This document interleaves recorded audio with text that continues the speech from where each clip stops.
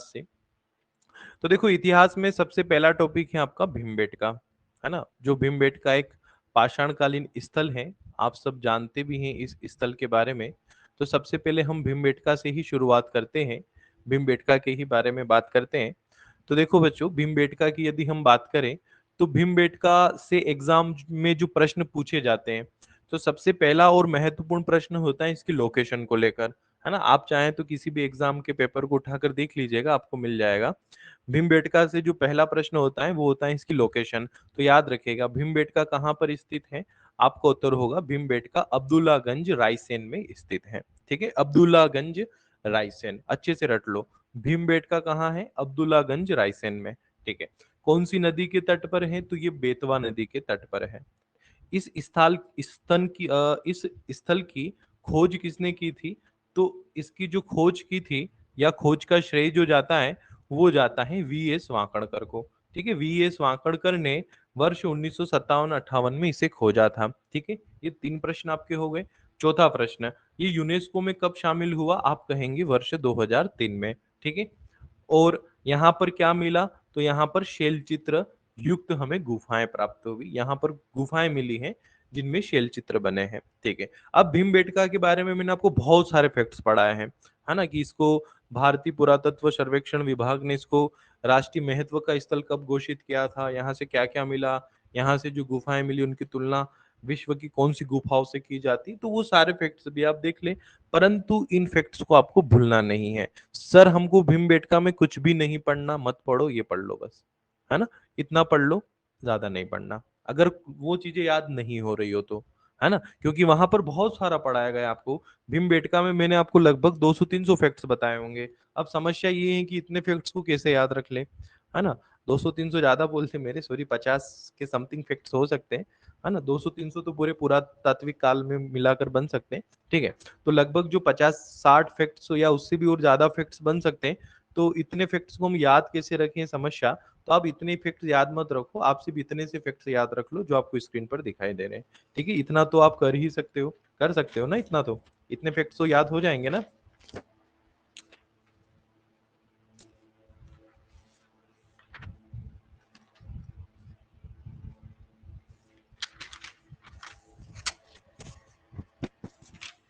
ठीक है, अब देखो भीमबेटका से परीक्षा में पीएससी में 2 प्रश्न पूछे गए हैं, सॉरी 3 प्रश्न पूछे गए हैं आज तक।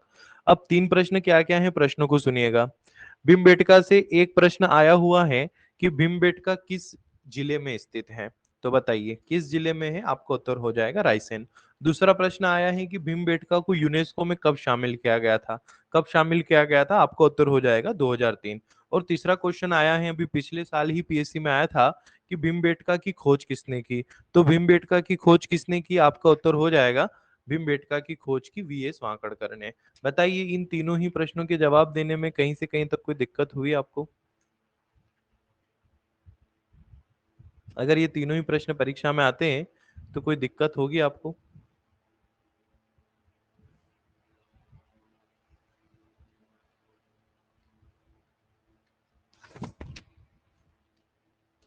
नहीं होगी ना। ठीक है, अब बढ़ते हैं आगे। नेक्स्ट, देखो मध्य प्रदेश में सर्वप्रथम शैल चित्रों को किसने खोजा था, ये भी आप याद रखना। मध्य प्रदेश में सर्वप्रथम वर्ष 1922 में मनोरंजन घोष द्वारा आदमगढ़ में, है ना, आदमगढ़ आप सब जानते हैं कहां पर स्थित है। तो जो आदमगढ़ है उस आदमगढ़ में सर्वप्रथम शैल चित्रों को खोजा था मनोरंजन घोष ने। आदमगढ़ होशंगाबाद में है। तो आपसे ये प्रश्न भी पूछा जा सकता है कि शैल चित्रों की खोज किसने की। आपका जो उत्तर होगा ना स्टूडेंट, वो होगा आदमगढ़ में। किसने की? आरबी जोशी ने, सॉरी, मनोरंजन घोष ने। चलिए अब बढ़ते हैं नेक्स्ट, अगले टॉपिक की ओर। अगला टॉपिक है आपका आदमगढ़। ठीक है, आदमगढ़ भी एक पुरातात्विक स्थल है मध्य प्रदेश का, आप सब जानते हैं इसके बारे में। अब देखो आदमगढ़ से आपको ज्यादा कुछ भी दिमाग नहीं लगाना है, ज्यादा चीजें याद नहीं हो रही, लोड मत लो, इतना याद रख लो, एक तो इसकी लोकेशन याद रख लो, एक ये नर्मदा के तट पर है। आदमगढ़ स्थल स्थान की खोज आरबी जोशी ने की थी वर्ष 1964 में। अगर ये सन आपको नहीं याद हो रहा हो ना तो छोड़ देना, लोड मत लेना, भीमबेटका का सन जरूर याद रखना। ठीक है, यहाँ यहाँ से क्या मिला? पशुपालन के प्रमाण मिले, हथियारों का जखीरा यहाँ से प्राप्त हुआ। ठीक है, इसी कारण इस आदमगढ़ को विश्व की माइक्रोलिथिक फैक्ट्री भी कहते हैं, आप सबको पता भी होगा। ठीक है, तो आदमगढ़ से ज्यादा कुछ भी नहीं याद होना स्टूडेंट्स, तो क्या इतना तो याद रहेगा ना आदमगढ़ से कि आदमगढ़ होशंगाबाद में और नर्मदा के तट पर है। क्या ये दो फैक्ट्स तो आपको याद रह जाएंगे, ज्यादा कुछ याद नहीं हो तो क्या ये दो फैक्ट तो याद रहेंगे कि ये भी याद नहीं रहेंगे? अभी मतलब यूं मान लो कि ये आपको क्लास में याद करना है ना, बस आगे तो भवि कल के लिए तो कुछ छोड़ ही नहीं सकते अब, है ना। रिवीजन क्लास का मतलब ही यही है कि जितना भी याद करना है सब यहीं का यहीं याद करना है ना। और इनको तो आपको याद करना ही है, ये तो आप भूल सकते ही नहीं, पाप होगा बहुत बड़ा भूलना। और देखना प्रश्न आपको यहीं से मिलेंगे। चलो बात करते हैं हथनोरा की। ठीक है, अब हथनोरा में भी आप ज्यादा दिमाग मत लगाओ, है ना, क्योंकि अब दिमाग लगाने का समय जा चुका। हथनोरा में क्या पढ़ना है, एक सीहोर याद रखो। हथनोरा कौन से जिले में है, सीहोर याद रखना है। यहाँ से क्या मिला, तो यहाँ पर नर्मदा मानव की खोज हुई थी, है ना। मध्य प्रदेश ही नहीं, भारत का सबसे प्राचीन मानव कंकाल प्राप्त हुआ था इस हथनोरा नामक स्थान से। तो आपको याद रखना है हथनोरा से क्या मिला, आप कहेंगे नर्मदा मानव की खोज। 1982 में अरुण सोनकिया ने इसे खोजा था, जो कि कहां पर स्थित है, नर्मदा नदी के तट पर। ठीक है, इतना याद रहेगा आप सबको स्टूडेंट्स, इतने फैक्ट्स तो याद रख ही सकते हो ना बच्चों, यहाँ तो कोई दिक्कत वाली बात ही नहीं है। ठीक है, एक और मैं आपके लिए खुशी की बात बताऊं जो थोड़ा सा आपके दिल को खुशी देगी।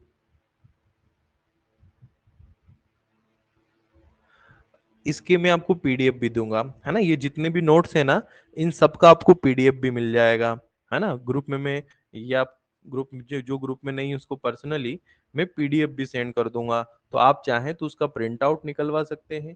ठीक है, और कुछ भी मत करो, बस ये फैक्ट्स पढ़ के चले जाओ, है ना, कुछ भी मत पढ़ो, ये फैक्ट्स पढ़ के चले जाओ, काम हो जाएगा आपका, है ना। ठीक है, चलिए, तो ये मध्य प्रदेश के 3 पाषाणकालीन स्थल आपको याद रखना है जो सबसे ज्यादा महत्वपूर्ण है।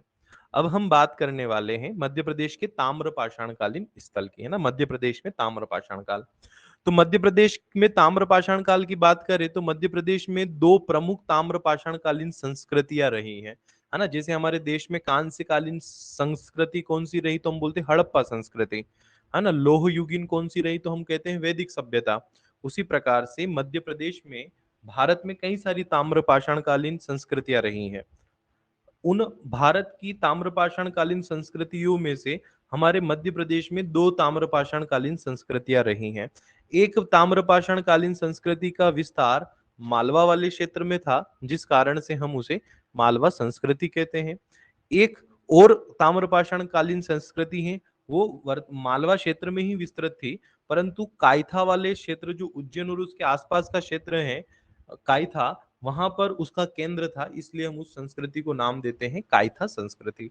तो मध्य प्रदेश में 2 ताम्र पाषाणकालीन संस्कृतियां, एक मालवा संस्कृति और एक कायथा संस्कृति। मालवा संस्कृति का केंद्र नावदा टोली, नावदा टोली जानते हो ना कहाँ पर है, तो खरगोन में।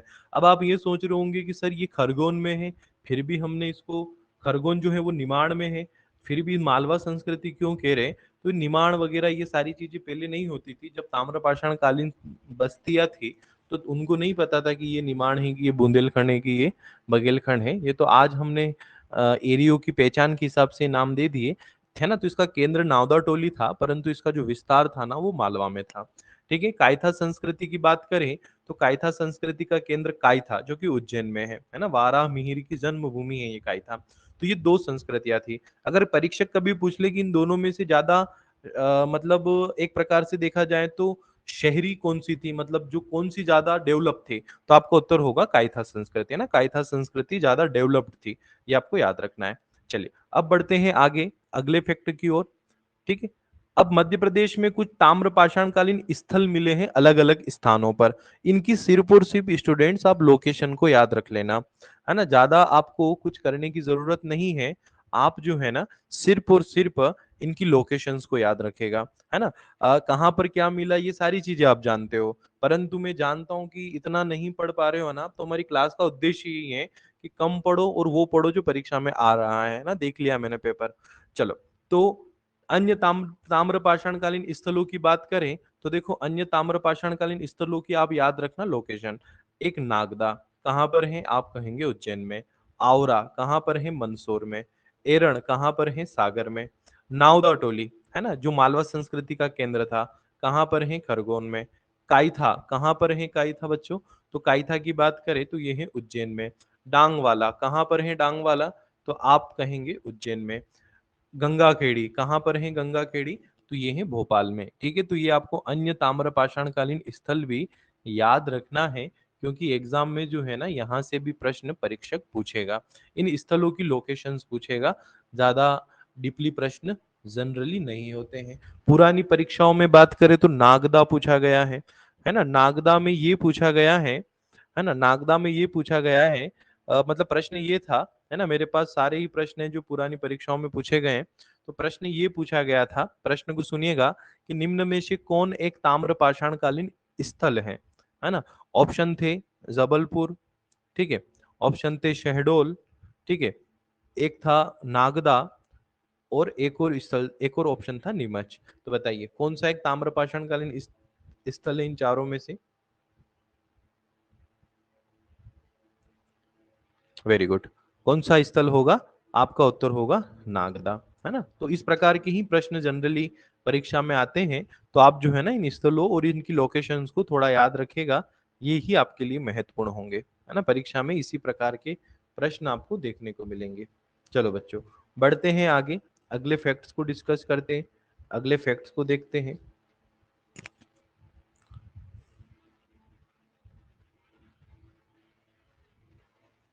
ना। अब बात करते हैं हम वैदिक सभ्यता की। तो आप सब जानते हैं वैदिक सभ्यता की यदि हम बात करें, तो वैदिक सभ्यता दो चरणों में विभाजित थी, है ना। वैदिक सभ्यता की यदि हम बात करें ना, तो वैदिक सभ्यता जो है ये दो चरणों में विभाजित थी, एक उत्तर वैदिक और एक ऋग्वैदिक। तो देखो आप सब जानते हैं कि ऋग्वैदिक काल जो था ना, वैदिक सभ्यता का ऋग्वैदिक काल, ये ऋग्वैदिक काल के एविडेंस हमें मध्य प्रदेश में नहीं मिलते, क्योंकि ऋग्वैदिक काल जो था ये कहाँ पर विस्तृत था, तो ऋग्वैदिक काल के यदि हम विस्तार की बात करें, तो ये विस्तृत था जो हमारा पश्चिमी भारत है, उस पश्चिमी भारत में, है ना, उत्तर पश्चिमी भारत में। तो ऋग्वैदिक काल के कोई भी विशेष एविडेंस हमें मध्य प्रदेश में नहीं मिलते, ठीक है। लेकिन उत्तर वैदिक काल के कई सारे एविडेंस हमें मध्य प्रदेश में देखने को मिलते हैं, है ना, उत्तर वैदिक काल के। तो उत्तर वैदिक काल के वो कौन कौन से एविडेंस हैं जो हमें प्रदेश में देखने को मिलते हैं, तो आइए उन एविडेंस की हम चर्चा करते हैं।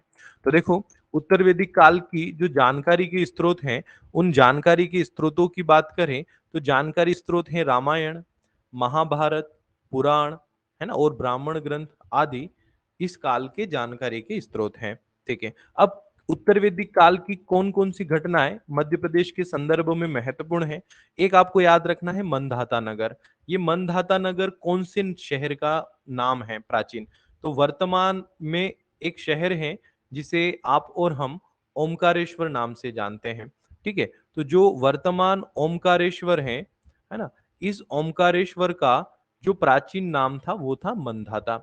इस मंधाता नगर को किसने बसाया था, तो मुचुकुंद और मंधाता, इन दोनों के नाम मिलते हैं ऑप्शन में, या तो मंधाता होगा या मुचुकुंद होगा, दोनों ऑप्शन में हो तो मंधाता लगाइएगा, है ना। तो मंधाता नगर कहाँ है, ओमकारेश्वर, है ना, जिसका नाम वर्तमान ओमकारेश्वर है। कौन से जिले में आता है, तो ये खंडवा जिले में आता है, ठीक है। महिष्मती नगर किसने बसाया था, तो ये महिष्मंत ने बसाया था, जो कि हेहई वंश का राजा था, ठीक है, महिष्मंत। तो एक आपको ये फैक्ट याद रखना है। अब महिष्मती को राजधानी किसने बनाया था, तो राजधानी बनाया था महिष्मती को कार्तवीर्य अर्जुन ने, है ना। महिष्मती जिसका आधुनिक और वर्तमान नाम यदि हम देखें, तो इसका जो वर्तमान नाम है महिष्मती का, वो वर्तमान नाम हमें जो मिलता है वो मिलता है महेश्वर।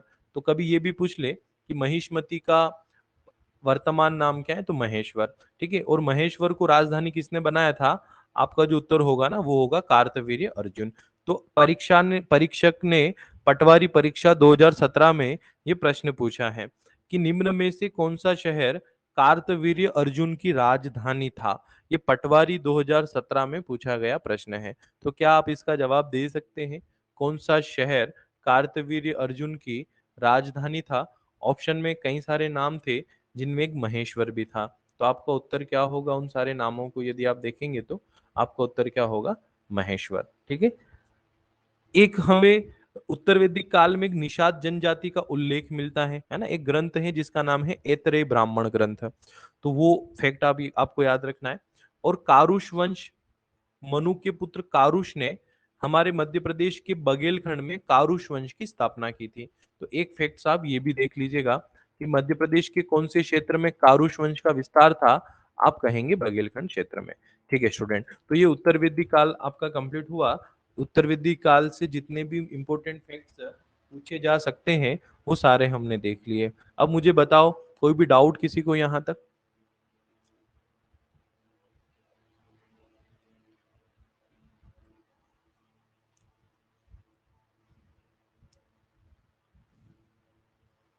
ठीक है, अब बात करते हैं महाजनपद काल की, है ना। अब हम बात करते हैं महाजनपद काल। ठीक है, अब देखो महाजनपद काल में आप सब जानते हैं एक बौद्ध ग्रंथ है जिसका नाम है अंगुत्तर निकाय, है ना। बहुत अच्छे से नाम सुनिएगा और याद रखेगा। एक बौद्ध ग्रंथ है जिसका नाम है अंगुत्तर निकाय। वो अंगुत्तर निकाय क्या कहता है?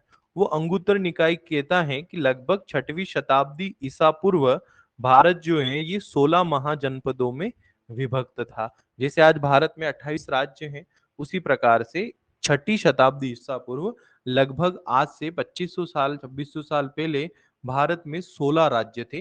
पूरा भारत 16 महाजनपदों में विभक्त था। उन 16 महाजनपदों में से दो महाजनपद जो है वो हमारे मध्य प्रदेश में भी विस्तृत थे, है ना। हमारे मध्य प्रदेश में भी उन महाजनपदों का विस्तार था। ठीक है, तो वो दो महाजनपद कौन कौन से जो हमारे मध्य प्रदेश में विस्तृत थे? तो देखो स्टूडेंट्स, यदि हम उन दो महाजनपदों की बात करें जो हमारे मध्य प्रदेश में विस्तृत थे, तो आप सब जानते हैं उन महाजनपदों के बारे में। एक तो था चेदी महाजनपद और एक था अवंती महाजनपद।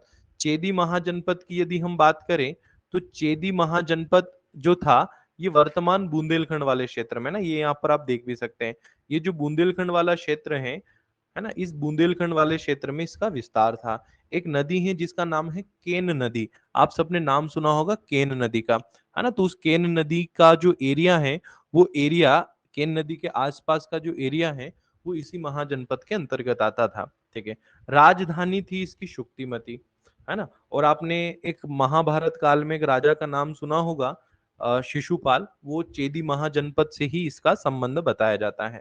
ठीक है, और दूसरा और सबसे शक्तिशाली महाजनपद जो था उस समय का, उसका नाम है अवंती। ठीक है, तो मध्य प्रदेश में दो महाजनपद थे, एक था चेदी महाजनपद और एक था अवंती महाजनपद। ठीक है स्टूडेंट, तो ये दोनों ही महाजनपद भी आपको याद रखना है ना। और दोनों की राजधानी आपको याद रखना है। ठीक है, ज्यादा लोड नहीं लेना है, जो मैं कह रहा हूँ बस वो करते चलो। ठीक है ना। यहाँ तक आपको याद हो गया, हो जाएगा, इतना मुझे भरोसा है।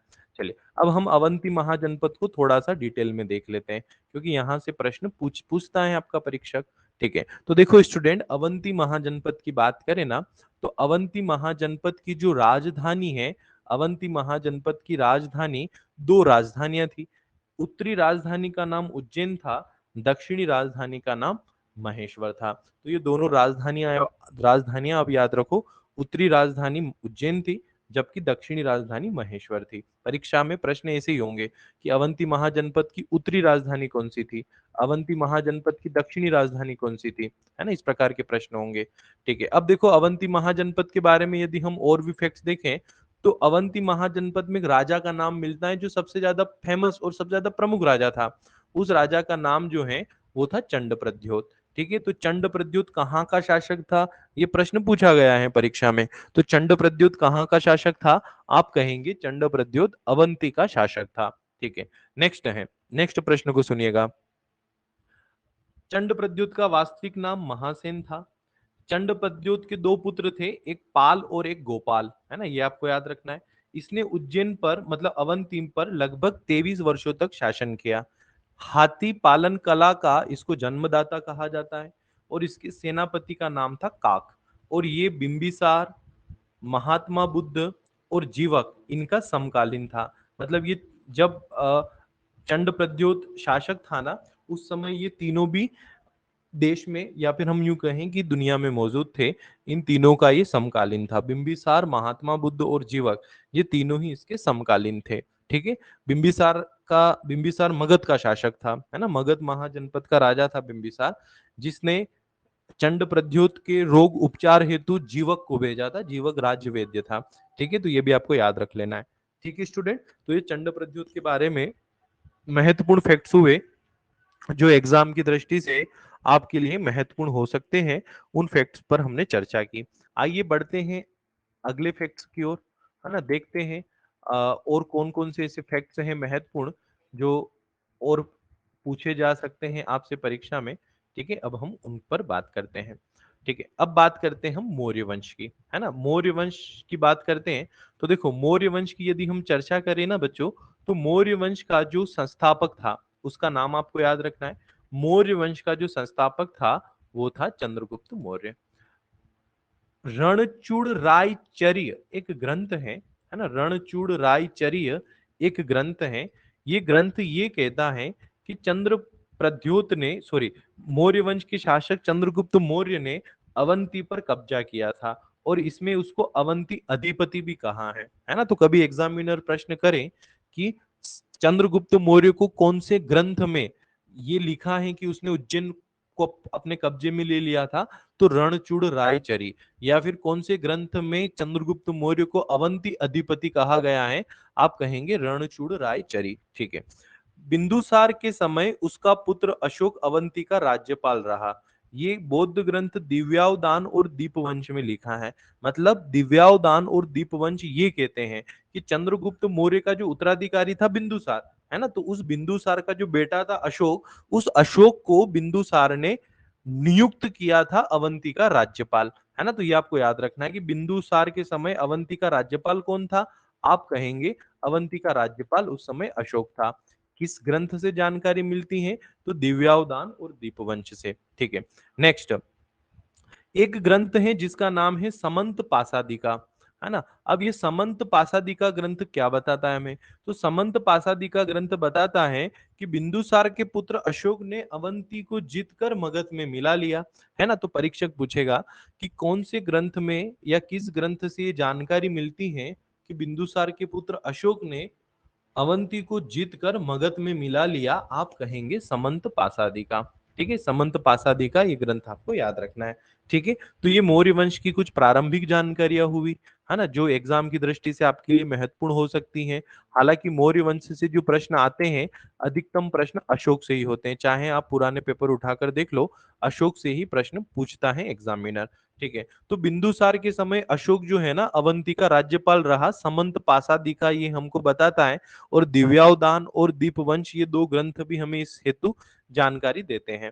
अशोक अवंती का 11 वर्षों तक राज्यपाल रहा, ये फैक्ट आपको याद रखना है। और विदिशा की एक वेश्य कन्या के साथ इसका विवाह हुआ था। अब ये प्रश्न पूछा गया है परीक्षा में। देखो मैं प्रश्न आपको बता देता हूँ, कहाँ गया वो प्रश्न, एक सेकंड रुको बस।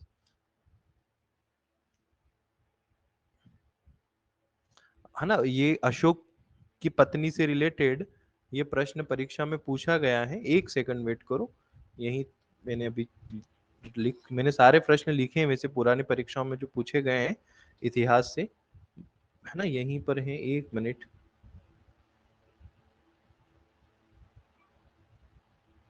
कहाँ चला गया भाई।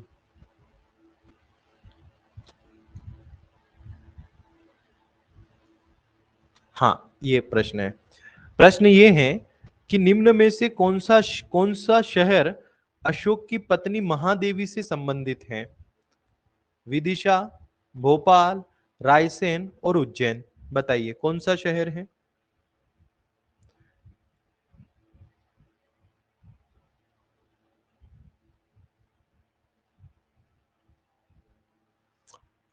कौन सा शहर है।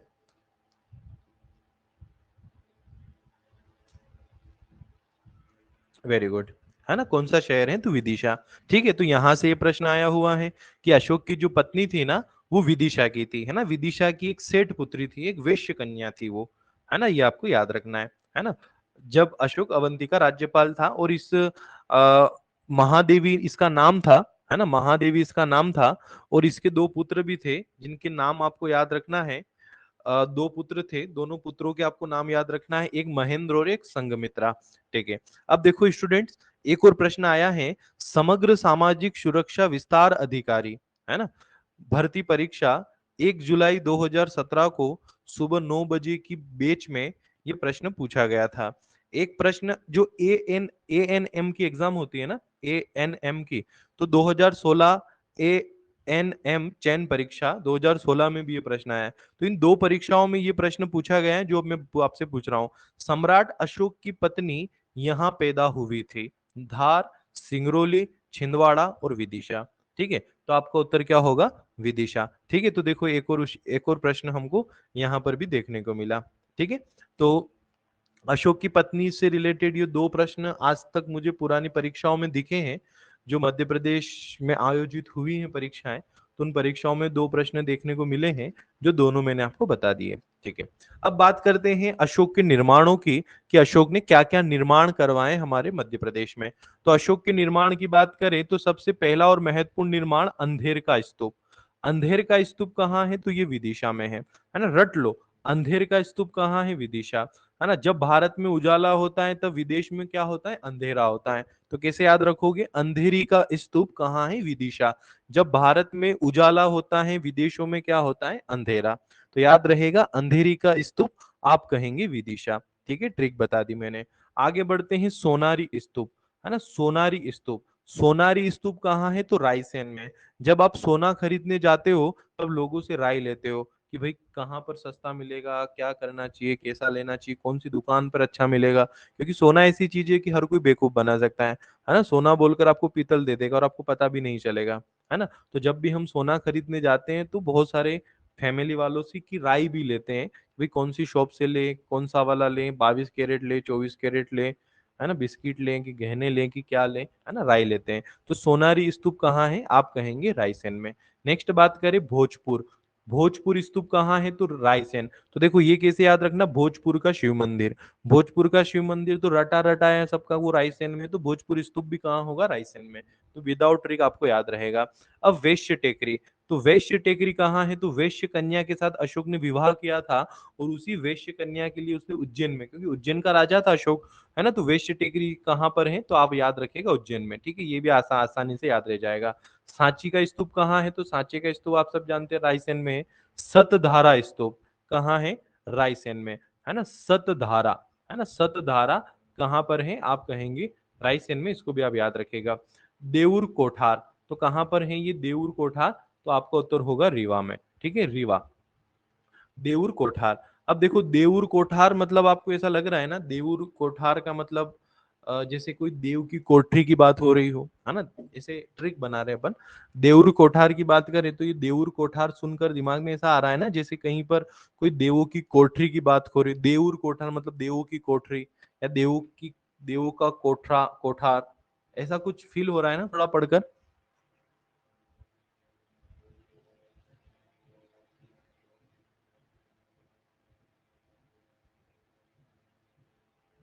है ना, तो ठीक है। तो जैसे देऊर कोठार, है ना, तो इसकी ट्रिक आप क्या बना लोगे? देऊर कोठार में ना देवों की कोठरी, है ना, देवों की कोठरी। तो देवों की कोठरी कहाँ होती है, या देवों की कोठरी कैसी होती है? तो कैसे ट्रिक बनाओगे? आया किसको दिमाग में? थोड़ा क्लू दिया मैंने, बता सकता है कोई?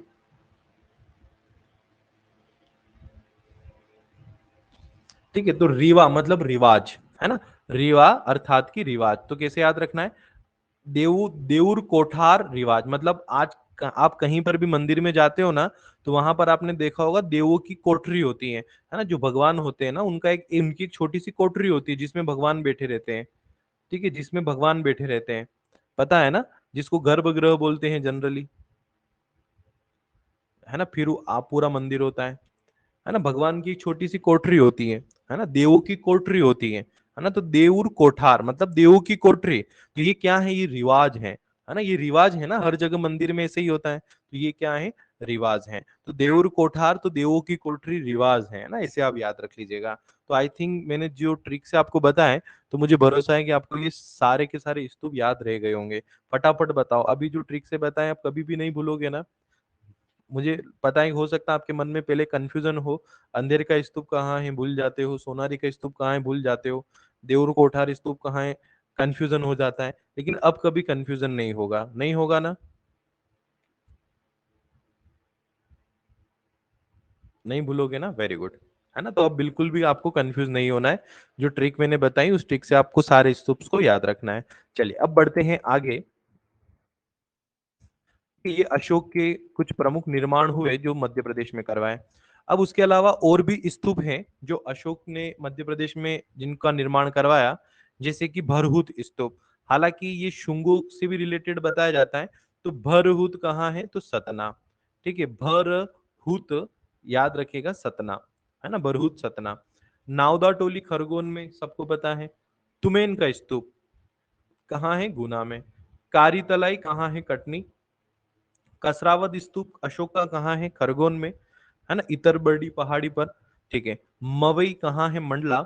और पनगुडरिया कहाँ है, सीहोर ही लगाना, जबलपुर मत लगाना, है ना। अगर आपको जबलपुर भी लिखवाया गया हो तो आप सीहोर ही याद रखेगा, है ना, सीहोर। ठीक है, तो ये कुछ और अन्य स्तूप भी हैं, थोड़ा आप इन पर भी नजर मान लीजिएगा, लेकिन जो मैंने स्टार्टिंग में बताया ना वो बहुत महत्वपूर्ण है ना, एग्जाम में वही पूछे जाएंगे। अब देखो बच्चों, स्तूप की बात करें तो स्तूप से प्रश्न एक सांची की स्तूप का आया है परीक्षा में, और एक पनगुडरिया का आया है, और पनगुडरिया का आया है, और एक सांची का स्तूप आया है। अशोक के स्तूपों से ये दो प्रश्न परीक्षा में पूछे गए हैं, है ना। तो इन दोनों ही प्रश्नों को आप आराम से बना लोगे अगर अब वापस से परीक्षा में आते हैं तो। ठीक है, बढ़ते हैं आगे अगले फैक्ट्स की ओर। अशोक ने हमारे मध्य प्रदेश में कुछ विहार भी बनाए, है ना, जैसे कि कांचन वन विहार परीक्षा में पूछेगा। कांचन वन विहार कहाँ है, तो कांचन वन विहार कहाँ है, आपका जो उत्तर होगा ना स्टूडेंट्स वो होगा उज्जैन में। कांचन वन विहार कहाँ है, उज्जैन में, है ना। तो कांचन वन विहार कहाँ है, उज्जैन में, याद रखेगा। राजापुर विहार कहाँ है, शिवपुरी, है ना। शिव क्या है, राजा है ना, शिव क्या है, राजा है। ठीक है, बायन व तालपुरा कहाँ पर है, ये सीहोर में है। भानपुर विहार कहाँ है, तो ये उमरिया में है। ठीक है, तो ये तीन चार विहार भी थोड़े आप देख लीजिएगा। अब मध्य प्रदेश में कुछ अशोक के स्तंभ भी प्राप्त हुए हैं, है ना। जो अशोक स्तंभ आप जानते हो ना, तीन शेर सामने से दिखाई दे रहे हैं ना, तो इस टाइप का जो अशोक स्तंभ मिले हमें हमारे प्रदेश से। तो अशोक स्तंभ कहाँ कहाँ से मिले हैं, तो एक मिला है सांची से। ठीक है, एक मिला है देऊर कोठार, है ना, जो रीवा में है। ठीक है, तो देऊर कोठार से। एक हमें मिला है उज्जैन से। ठीक है, तो इन तीन स्थानों पर अशोक के स्तंभ हमें प्राप्त हुए हैं। ठीक है बच्चों, तो ये भी आपको याद रखना है। ठीक है, अब हम बात कर देंगे अशोक के रिलेटेड अभिलेखों की, कि मध्य प्रदेश में अशोक के अभिलेख कहाँ कहाँ से प्राप्त हुए हैं। तो कौन सा अभिलेख ब्राह्मी में है, कौन से अभिलेख में कितने दिनों की यात्रा का उल्लेख है, कौन से अभिलेख को किसने खोजा, ये सारी चीजें आपके नोट्स में लिखी हैं, एक बार रिवाइज कर लेना। लेकिन जो मैं अभी आपको बता रहा हूं ये तो भूलने योग्य है ही नहीं। आप सब भूल जाओ, ब्राह्मी भूल जाओ, खोज भूल जाओ, सब भूल जाओ। लेकिन ये जो मैं बता रहा हूं ये आपको भूलना नहीं है, क्योंकि परीक्षा में प्रश्न अधिकतम यहीं से होंगे, है ना। वो डिटेल वाले प्रश्न के प्रतिशत चांस 5-10% है, लेकिन इन प्रश्नों के चांस 90% है। ठीक है, तो बात करते हैं अभिलेखों की। तो अभिलेखों की यदि हम चर्चा करें तो अभिलेखों में एक है गुर्जरा अभिलेख। गुर्जरा अभिलेख कहाँ पर है, तो गुर्जरा अभिलेख की बात करें तो गुर्जरा अभिलेख कहाँ पर है, तो गुर्जरा अभिलेख है दतिया में। ठीक है, आपका जो उत्तर होगा गुर्जरा अभिलेख कहाँ है, एग्जामिनर प्रश्न करेगा तो आपका उत्तर होगा गुर्जरा अभिलेख कहाँ है, तो दतिया में। ठीक है, इसमें अशोक का नाम अशोक मिलता है। ठीक है, एक और है रूपनाथ अभिलेख। रूपनाथ अभिलेख कहाँ है, तो कटनी में, है ना। रूप को कोई काट नहीं सकता, है ना। अगर किसी का रूप अच्छा है तो उसको कौन कट कर सकता है, क्या नहीं कर सकता। तो ऐसे ट्रिक व्रिक बना लेना कुछ भी। रूपनाथ अभिलेख कहाँ है, कटनी।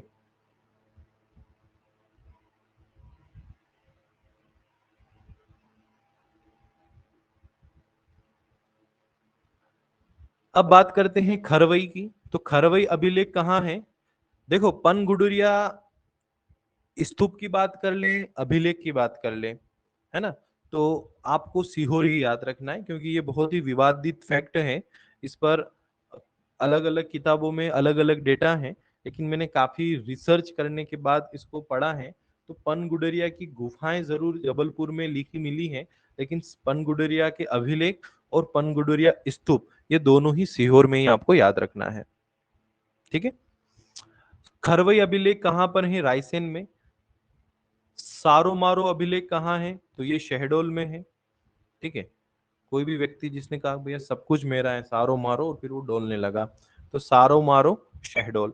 मैन्यापुरा कहाँ है, सीहोर में। और पानगुडरिया कहाँ है अभिलेख, तो ये भी है सीहोर में, ये आपको याद रखना है।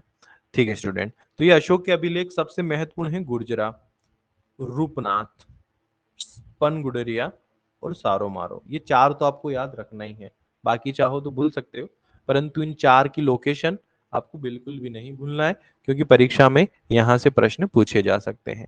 ठीक है स्टूडेंट्स, क्लियर सभी को यहां तक?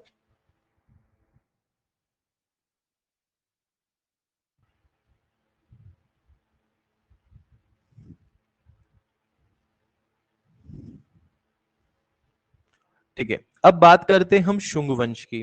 तो देखो बच्चों, शुंग वंश की यदि हम बात करें ना, तो मध्य प्रदेश में शुंग वंश के क्या क्या एविडेंस मिले। ठीक है, तो शुंग वंश का संस्थापक था जो पुष्यमित्र शुंग। तो कहा जाता है कि इसके पूर्वज जो है ना, वो मध्य प्रदेश के उज्जैन के थे। एक फैक्ट ये याद रखना है। शुंगों की राजधानी बताया जाता है विदिशा को, है ना, कि विदिशा शुंगों की दूसरी राजधानी थी। पहली इनकी पाटलिपुत्र थी, दूसरी राजधानी जो थी वो विदिशा थी। किसकी? शुंगों की। इस वंश में पुष्यमित्र का जो बेटा था अग्निमित्र, वो अग्निमित्र विदिशा का राज्यपाल रहा। जैसे मौर्यों में बिंदुसार का बेटा अशोक उज्जैन का राज्यपाल रहा, उसी प्रकार से शुंगों में जो पुष्यमित्र शुंग था, पुष्यमित्र शुंग का बेटा अग्निमित्र विदिशा का राज्यपाल रहा, जिसकी जानकारी हमको मालविका अग्निमित्रम से मिलती है, जो कालिदास द्वारा लिखा गया संस्कृत भाषा का एक नाटक है।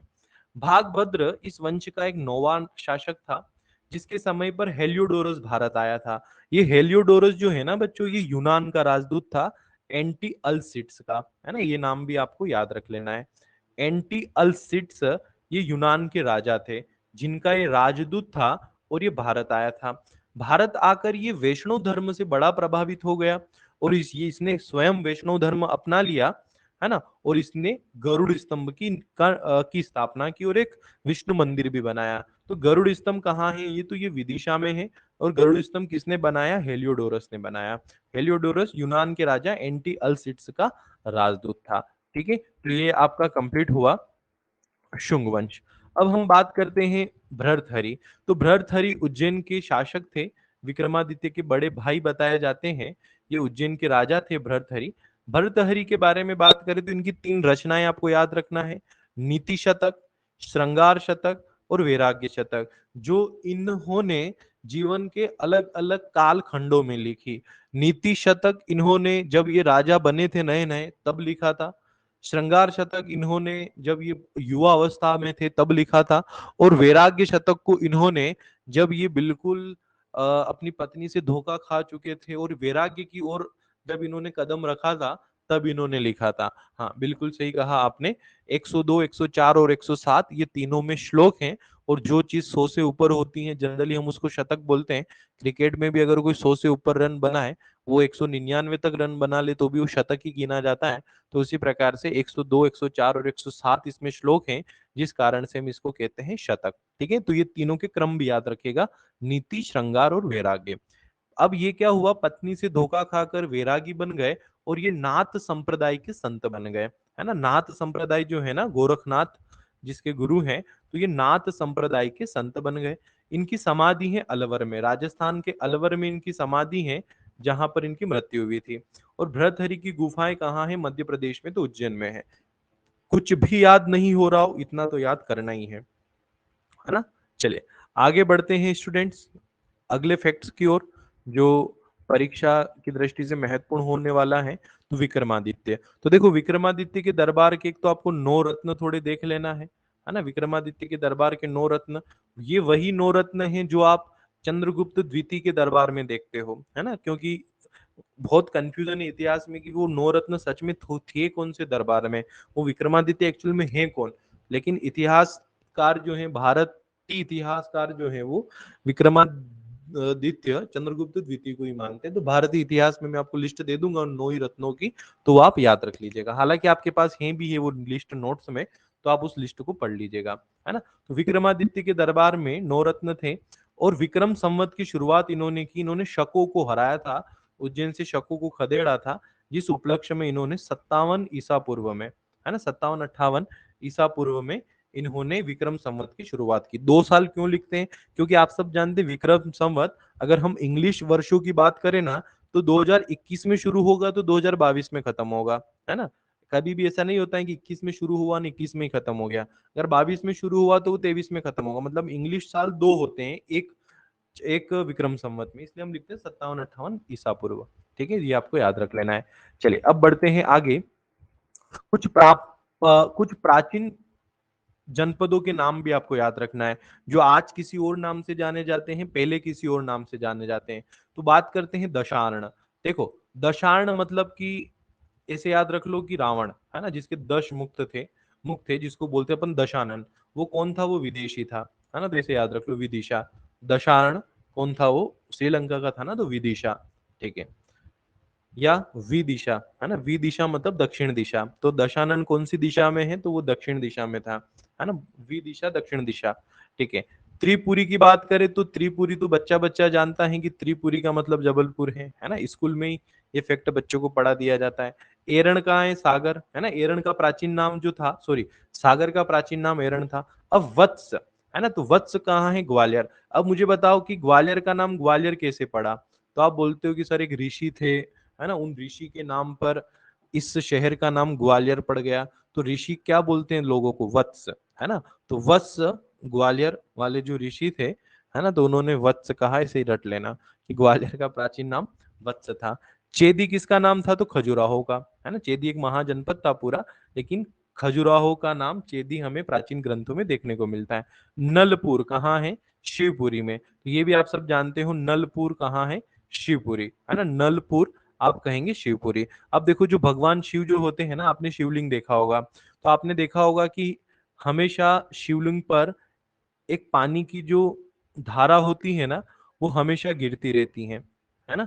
आपने कहीं पर भी यदि शिवलिंग देखा हो तो आपने ये चीज अवश्य देखी होगी कि पानी की धारा भगवान शिव के ऊपर हमेशा गिरती रहती है, क्योंकि इनकी जटा से गंगा निकली है, ये हम मानते हैं, है ना। तो पानी की धारा मतलब एक प्रकार से नल चल रहा है ना, ऐसे हम ट्रिक बनाने के हिसाब से समझ रहे हैं, है ना। मतलब वो भी एक नल ही हुआ ना। मतलब धारा मतलब क्या है? नल ही। हम जो घरों में जो पानी का नल होता है, तो उसमें से भी क्या होता है? धारा ही तो आती है पानी की बाहर, है ना। और यहाँ से भी भगवान शिव के ऊपर जो निरंतर पानी की धारा गिर रही है, तो एक प्रकार से नल से धारा गिर रही है ना। वो भी एक नल ही है, क्योंकि नल का मतलब ही ये होता है जहां से वो धारा गिर रही हो। ठीक है, तो नलपुर तो आप याद रख लेना शिवपुरी, है ना। ट्रिक मैंने बता दी। अब बात करते हैं आगे, तुंडीकेर। तो तुंडीकेर किसको कहा जाता है? तो दमोह को, है ना। तुंडीकेर, दमोह रट लेना। अनूप निमाड़, है ना, जिसमें खंडवा, खरगोन, ये पूरे बड़वानी वगैरह, बुरहानपुर सब आगे, पूरा निमाड़, जिसको अनूप प्रदेश बोला जाता था। और दशपुर की बात करें तो मंदसौर, है ना। दशपुर मतलब दशानन रावण, और मंदसौर मतलब कि मंदोदरी। तो इसे याद रख लेना कि दशपुर मतलब दशानन, मंदसौर मतलब मंदोदरी।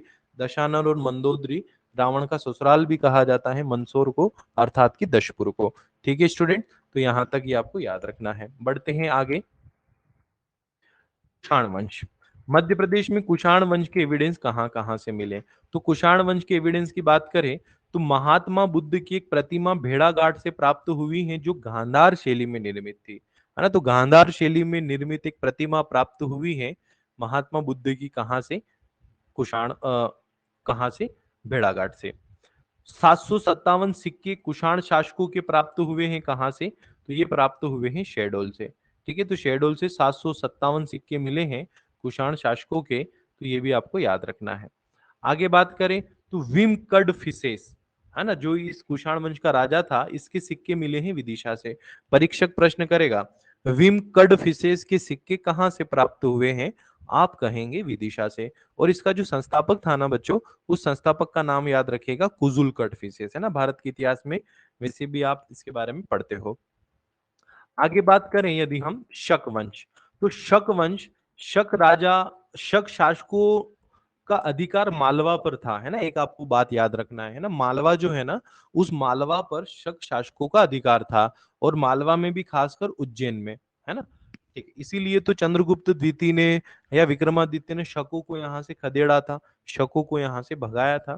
ठीक है, तो रुद्रदामन नामक शक शासक के जो सिक्के हैं वो हमें प्राप्त हुए हैं कहाँ से? तो उज्जैन से। तो एग्जामिनर पूछेगा रुद्रदामन के सिक्के कहाँ से प्राप्त हुए? आप कहेंगे उज्जैन से। भूमक नामक शक शासक के सिक्के मालवा क्षेत्र से प्राप्त हुए हैं। और अन्य स्थानों पर भी शक शासकों के सिक्के मिले हैं, जैसे शिवपुरी, सांची, मंदसौर, शिवनी, बेस नगर। तो ये फैक्ट्स भी आप थोड़े देख लीजिएगा, है ना, एग्जाम की दृष्टि से थोड़े ये भी इंपॉर्टेंट हो सकते हैं फैक्ट्स जो भी मैंने आपको बताया। ठीक है बच्चों, तो ये शक वंश भी हमारा कंप्लीट हुआ, और शक वंश से भी रिलेटेड जितने भी महत्वपूर्ण फैक्ट्स परीक्षा की दृष्टि से पूछे, परीक्षा की दृष्टि से महत्वपूर्ण हो सकते हैं, वो सारे हमने देख लिए। चलो यहाँ तक क्लियर है आप सबको?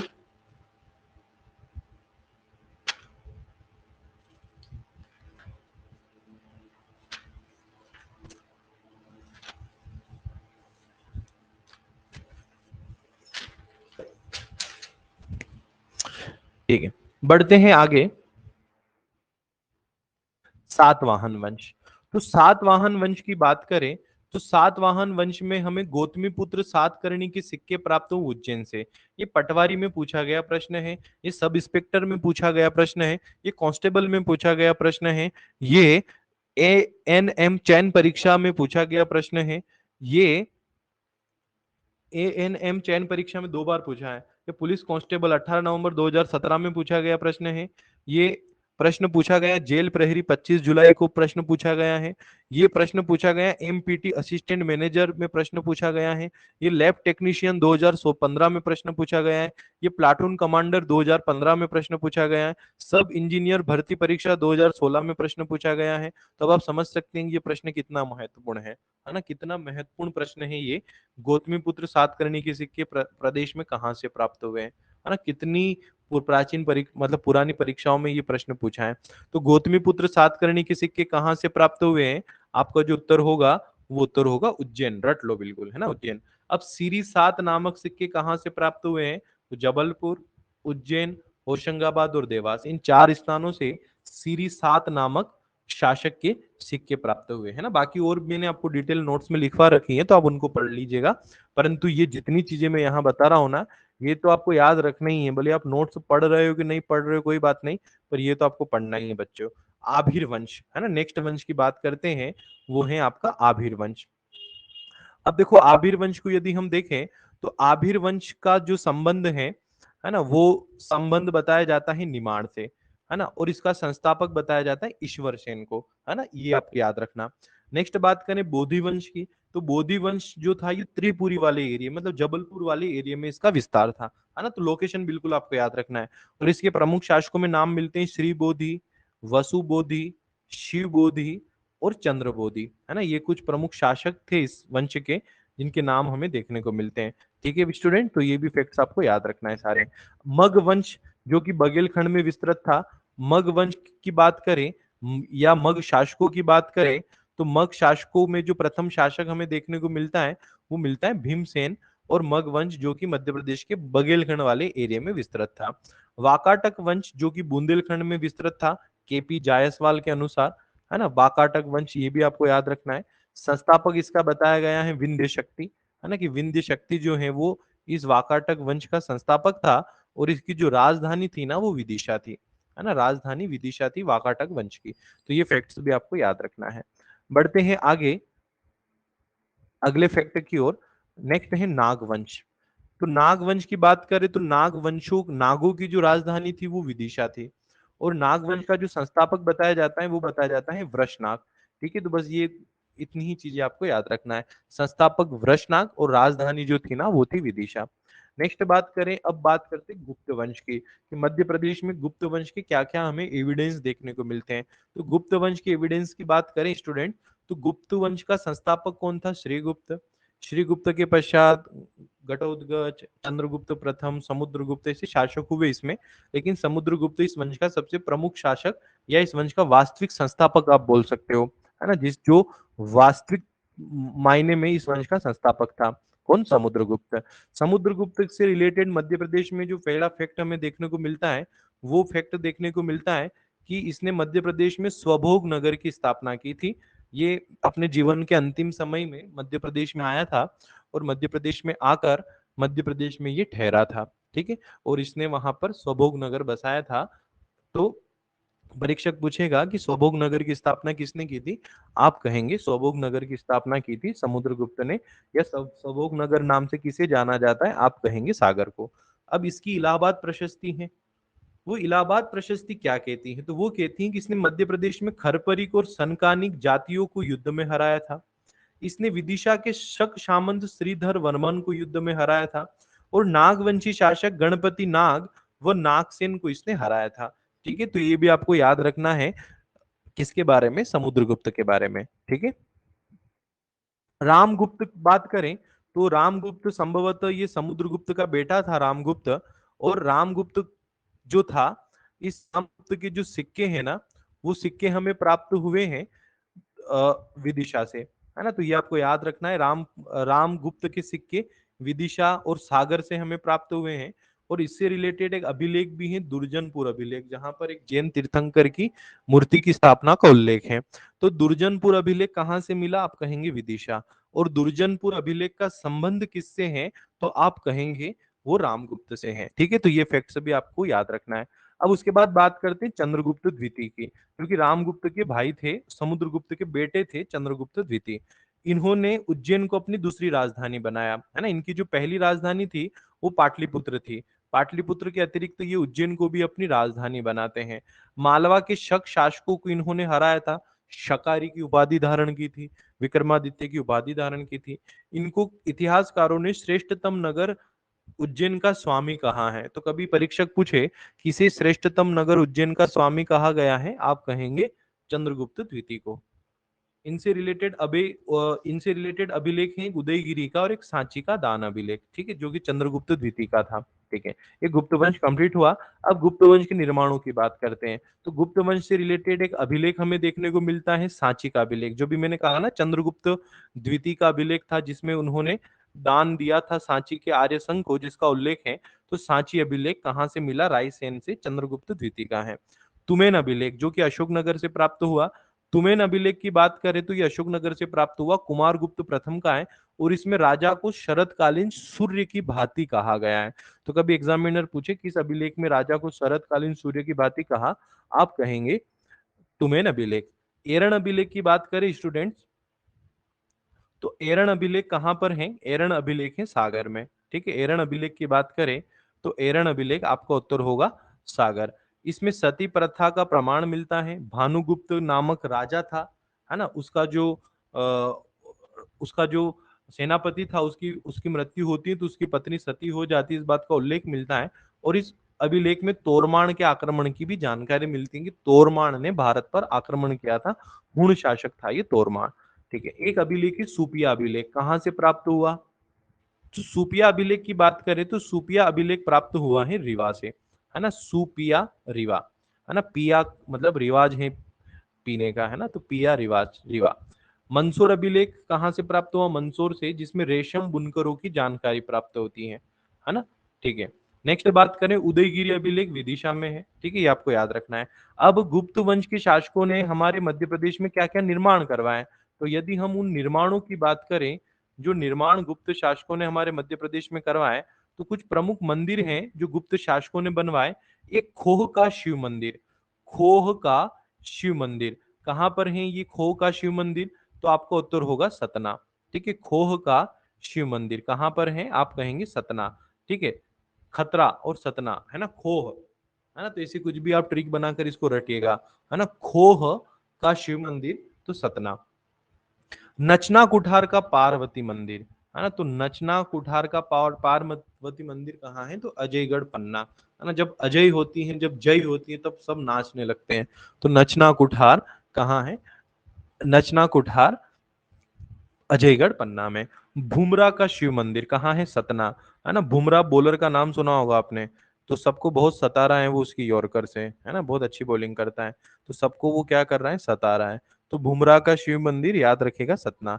तिगवा का विष्णु मंदिर कहाँ है, जबलपुर, है ना। जबलपुर को त्रिपुरी भी बोलते हैं ना, तिगवा, है ना, मतलब त्रिपुर, है ना। तिगवा मतलब ऐसे समझ लो कि तीन पुरों की बात हो रही, मतलब तीन गांवों की बात हो रही, तीन गांव मतलब त्रिपुर मतलब कि जबलपुर, है ना। तो तिगवा का विष्णु मंदिर जबलपुर। ट्रिक मैंने बता दी, उस ट्रिक से याद रखना, कभी भी नहीं भूलोगे। ठीक है, आगे बढ़ते हैं नेक्स्ट मंदिर की ओर, जो गुप्त शासकों ने नेक्स्ट निर्माण जो गुप्त शासकों ने करवाए, तो उदयगिरी की गुफाएं और बाघ की गुफाएं।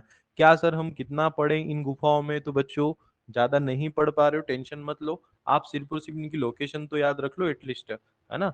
तो उदयगिरी कहाँ है, आप कहेंगे विदिशा। बाघ की गुफाएं कहाँ कहाँ है, आप कहेंगे धार। यहाँ पर जैन, वैष्णव और शैव धर्म से रिलेटेड गुफाएं प्राप्त हुई हैं, जबकि धार से जो हमें प्राप्त हुई हैं वो भी बौद्ध गुफाएं। अब कितनी गुफाएं संख्या में, कौन सी गुफाओं में क्या मिला, वो मैं आपको बता चुका हूं, तो आप थोड़ा उनको भी पढ़ लीजिएगा। ठीक है, तो ये हमारा गुप्त वंश भी कंप्लीट हुआ। अब बात करते हैं ओलिकर वंश।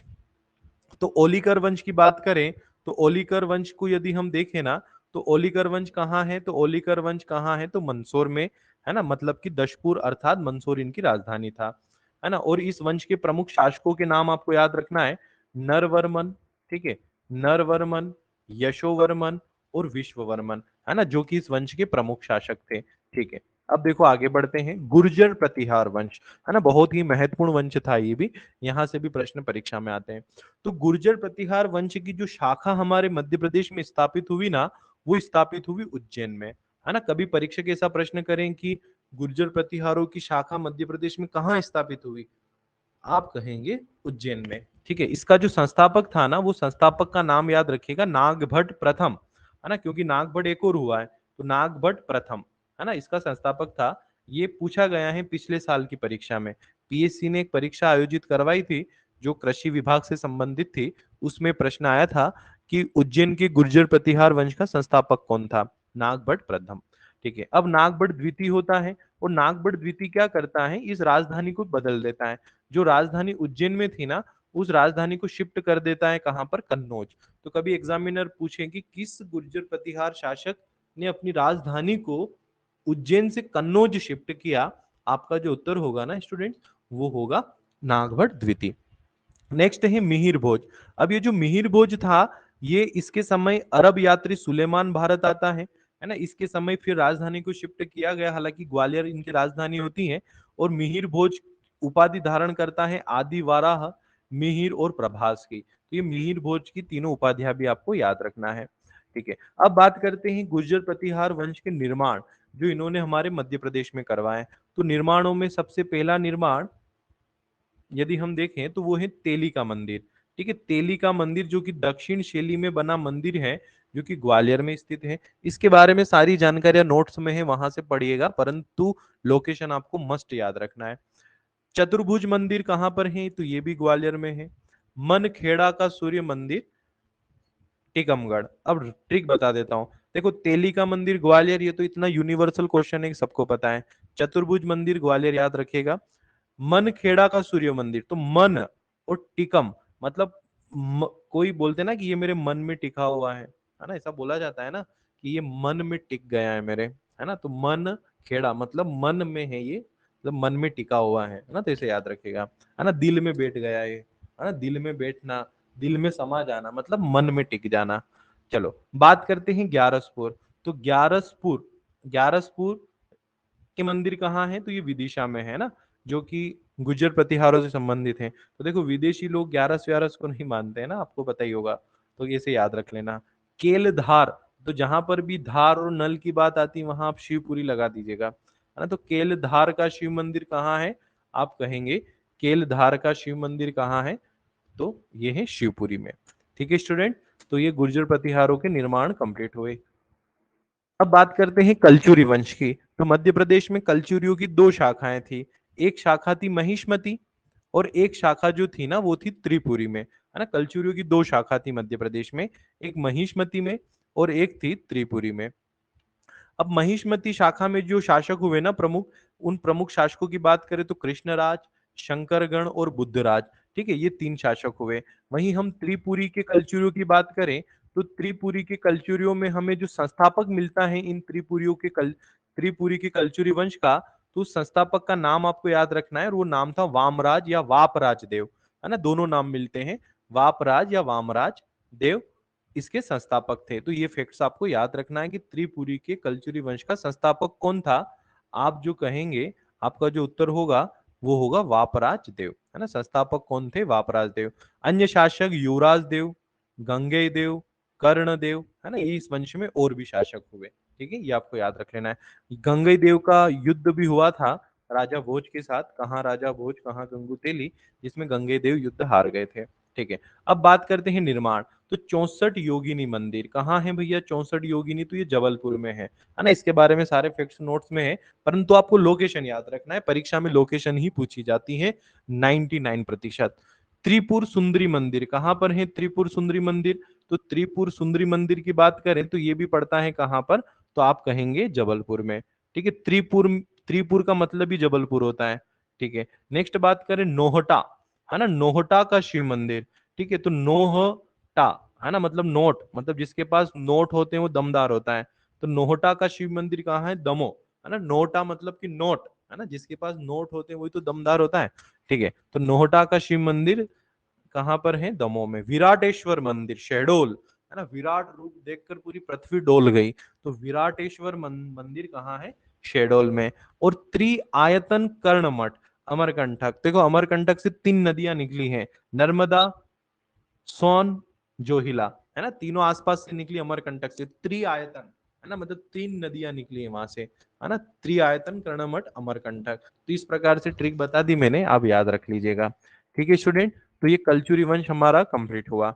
यहां तक आप सबको क्लियर है? जल्दी से हाँ ना में उत्तर दे दीजिए।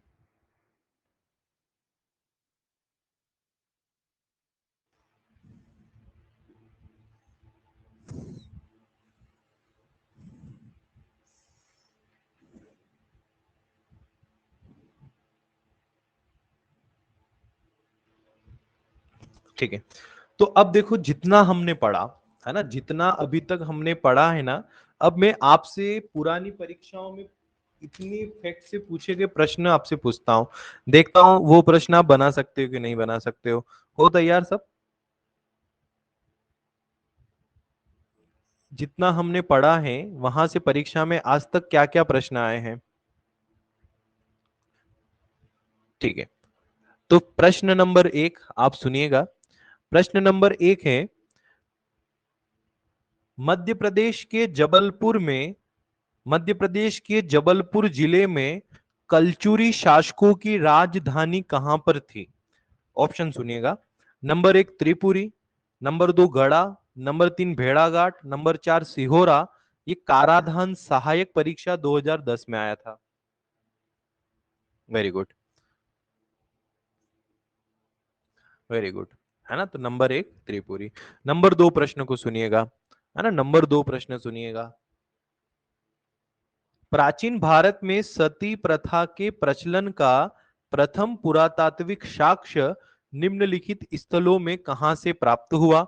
ऑप्शन है सांची, विदिशा, एरण और तिगवा। वेरी गुड, उत्तर आपका एरण। ठीक है, ये भी काराधान सहायक परीक्षा 2010 में प्रश्न आया था। चलो नेक्स्ट प्रश्न सुनो, ये प्रश्न तो बहुत परीक्षाओं में आया है। सांची के स्तूप का निर्माण किसने करवाया था? चंद्रगुप्त, गौतम बुद्ध, महावीर और अशोक। अशोक। अब देखो ये प्रश्न कितनी परीक्षाओं में आया है। पुलिस कांस्टेबल परीक्षा 2017, सब इंजीनियर भर्ती परीक्षा 2016, एमपीपीएससी प्री 2005 और 2012, है ना, पीएससी इस क्वेश्चन को 2 बार पूछ चुका है। और एक आया था परिवहन आरक्षक परीक्षा 2012, और एक आया था कांस्टेबल परीक्षा 2013। मतलब 1 2 3 4 5 6 7, ये 7 बार ये प्रश्न आ चुका है अभी तक, पिछले 10 सालों में, है ना, पिछले 10 सालों में ये प्रश्न 7 बार आ चुका है। चलो यहां तक भी आप सबको क्लियर।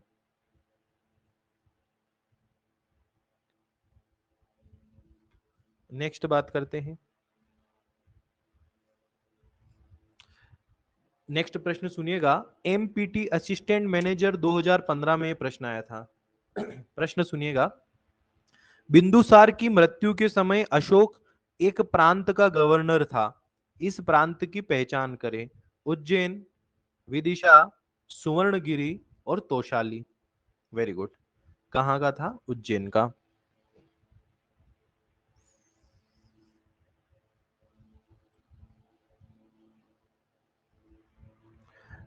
ठीक है, अब एक प्रश्न आया था कराधान सहायक परीक्षा 2010 में। प्रश्न को सुनिएगा। हालांकि 3 परीक्षाओं में आया, ये पुलिस आरक्षक 2017 में भी आया और ANM ट्रेनिंग चयन परीक्षा 2016 में भी आया, है ना, 3 बार ये प्रश्न आया। उज्जैन प्राचीन कालीन अवंती की राजधानी थी और वहां इनका शासन था राजा महाराणा प्रताप, रानी दुर्गावती, सम्राट अशोक और राजा विक्रमादित्य। बताइए कौन सा ऑप्शन सही होगा? सम्राट अशोक। अब देखो प्रश्न को आपने सही सुना नहीं, प्रश्न को सुनो। उज्जैन प्राचीन कालीन अवंती की राजधानी थी, प्राचीन कालीन अवंती की राजधानी थी और वहां इनका शासन था। तो भैया जब अशोक का शासन था ना, तब तो मगध की राजधानी थी उज्जैन, है ना, मतलब ये उज्जैन मगध के अंतर्गत आता था। जबकि यहाँ पर क्या बात की गई, प्राचीन कालीन अवंती की राजधानी थी, तो ये तो विक्रमादित्य के समय थी ना अवंती की राजधानी उज्जैन। ठीक है, तो राजा विक्रमादित्य इसका आंसर होगा, है ना, क्वेश्चन पे ध्यान देना पड़ेगा आपको पूरा। ठीक है,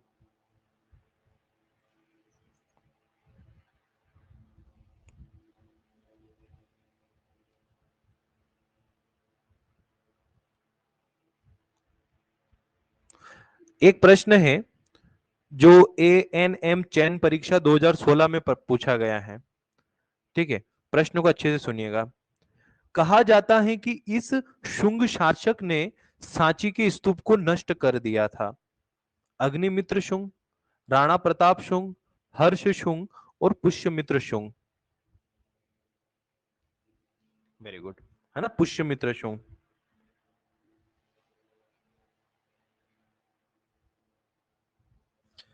ठीक है, नेक्स्ट प्रश्न सुनिएगा। ये भी ANM चयन परीक्षा 2016 में आया है। निम्न में से किसने दूसरी शताब्दी में मालवा पर विजय प्राप्त की थी, है ना, दूसरी शताब्दी में मालवा पर विजय प्राप्त की थी? पुष्यमित्र शुंग, गौतमी पुत्र सातकर्णी, बाण भट्ट और राष्ट्रकूट। बताओ इन चारों में से कोई किसने दूसरी शताब्दी में मालवा पर विजय प्राप्त की थी?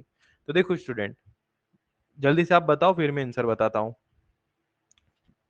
गौतमी पुत्र, देखो पुष्यमित्र शुंग, बाण भट्ट, गौतमीपुत्र सातकर्णी और राष्ट्रकूट। तो देखो एक बात को सुनिएगा, पुष्यमित्र शुंग की बात करें तो पुष्यमित्र शुंग तो दूसरी शताब्दी में था ही नहीं, है ना, आप सब जानते हो, क्योंकि पुष्यमित्र शुंग तो ईसा पूर्व की बात है ना, तो दूसरी शताब्दी में पुष्यमित्र शुंग तो हो नहीं सकता। बाण भट्ट तो राजा था ही नहीं, बाण भट्ट तो हर्षवर्धन का दरबारी कवि था। अब राष्ट्रकूट और गौतमीपुत्र सातकर्णी की बात करें तो राष्ट्रकूट भी कहानी बात की है, दूसरी शताब्दी में राष्ट्रकूट भी हमें देखने को नहीं मिलते हैं, है ना, ये तो राष्ट्रकूट तो छठी सातवीं शताब्दी के समय की सारी चीजें हैं। तो गौतमीपुत्र सातकर्णी इसका आंसर, बिना उत्तर को जाने भी हम एलिमिनेट करके उत्तर तक पहुंच सकते हैं। तो आंसर क्या होगा इसका, गौतमीपुत्र सातकर्णी। ठीक है स्टूडेंट,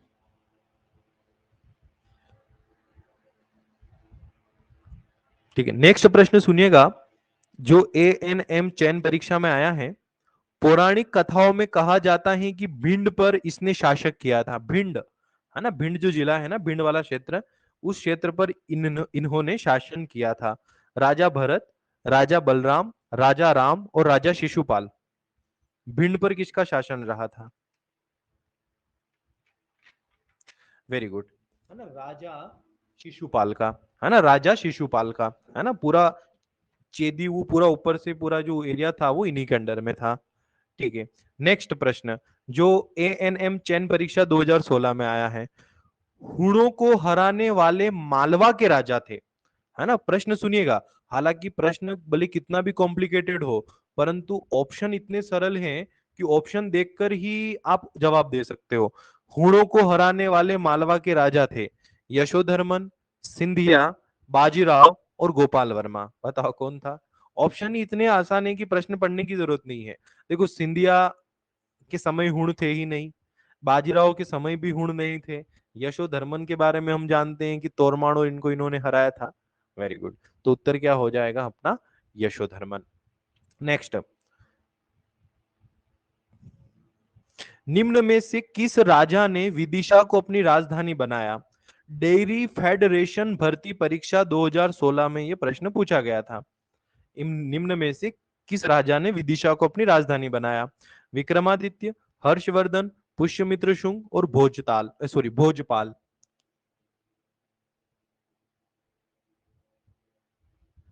वेरी गुड, है ना, पुष्यमित्र शुंग ने। नेक्स्ट सुनिएगा, डेयरी फेडरेशन परीक्षा 2016 का प्रश्न है, किस जिले में अशोक के शिलालेख पाए गए हैं? किस जिले में अशोक के शिलालेख पाए गए हैं? मुरैना, ग्वालियर, शिवपुरी और दतिया। बताओ कौन से जिले में पाए गए अशोक के अभिलेख, शिलालेख? वेरी गुड, दतिया में, है ना। न तो शिवपुरी में कोई शिलालेख मिला है, न मुरैना में मिला है, नहीं ग्वालियर में मिला है। Very good.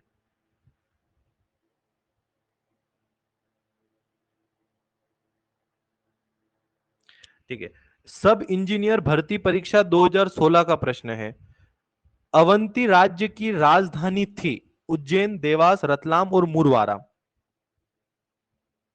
अवंती राज्य की राजधानी थी Ujjain, Dewas, Ratlam, Murwara. Very good, Ujjain.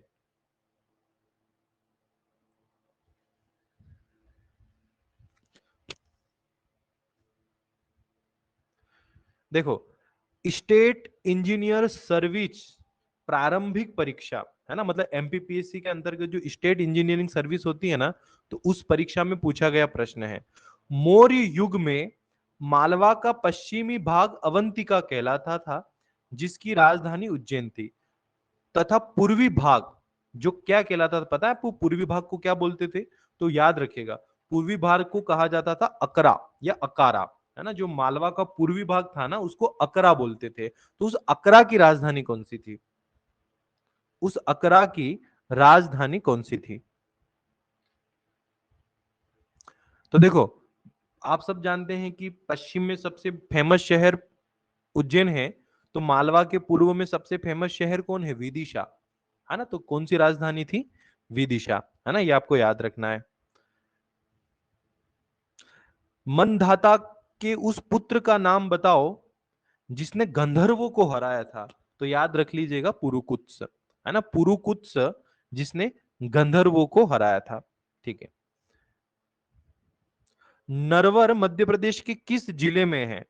State engineering service pre परीक्षा 2016, नरवर मध्य प्रदेश के किस जिले में? ग्वालियर, दतिया, शिवपुरी और इनमें से कोई ना, अभी हमने बात की थी। वेरी गुड, कहां पर है? शिवपुरी में।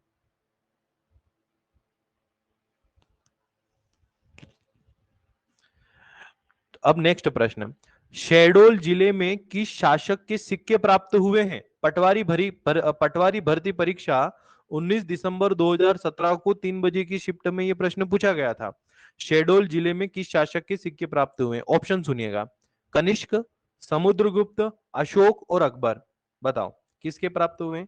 कनिष्क, अशोक, समुद्रगुप्त और अकबर। Very good, Akbar. अभी मैंने बताया आपको कि शहडोल से 757 सिक्के प्राप्त हुए हैं कुषाणों के, है ना, अभी हमने देखा। और एक ही कुषाण शासक इसमें कनिष्क, अशोक मौर्य था, समुद्रगुप्त गुप्त था, अकबर मुगल था।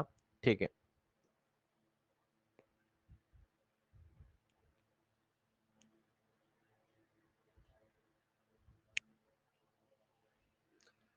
जेल प्रहरी 21 जुलाई 2017, पटवारी परीक्षा 2017 में पूछा गया प्रश्न है, मध्य प्रदेश के किस स्थान को राजा कार्तवीर्य अर्जुन की राजधानी के नाम से जाना जाता है?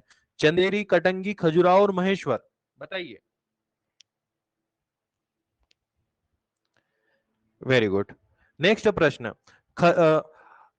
भीमबेटका मध्य प्रदेश के किस जिले में स्थित है? नेक्स्ट प्रश्न, भीमबेटका मध्य प्रदेश के किस जिले में स्थित है? Very good, Raisen. नेक्स्ट प्रश्न, पीएससी 2020 19 में पूछा गया, 20 में पूछा गया प्रश्न है, भीमबेटका की खोज किसने की?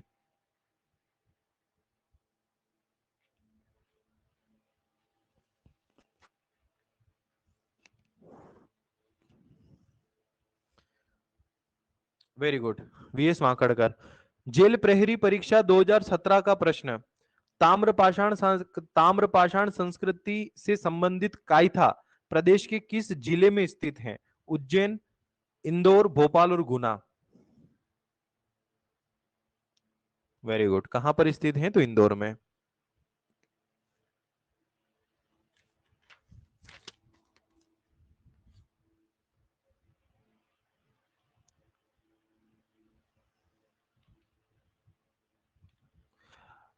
नेक्स्ट प्रश्न, 30 जुलाई 2018 को जो ग्रुप 4 की एग्जाम हुई थी, उस ग्रुप 4 की एग्जाम में ये प्रश्न पूछा था, राजा बनने से पहले सम्राट अशोक वर्तमान में मध्य प्रदेश के निम्नलिखित जिलों में से किस एक के राज्यपाल थे? शिवपुरी, उज्जैन, सतना और अशोकनगर।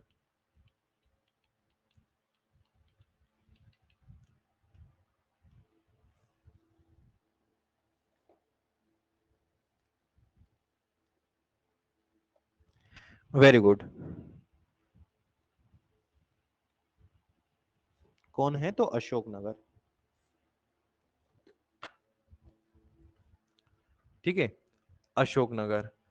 चलो, तो ये हमारे प्राचीन आपकी परीक्षाओं में पूछे गए प्रश्न कंप्लीट हुए।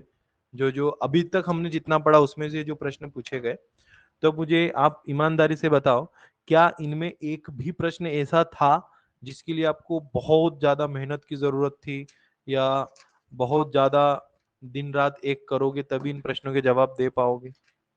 जल्दी से सही उत्तर, मतलब कितने बेसिक प्रश्न है कि नहीं? है बेसिक प्रश्न जो जनरली पता होना ही चाहिए आप सबको, है ना? बिल्कुल बेसिक प्रश्न है।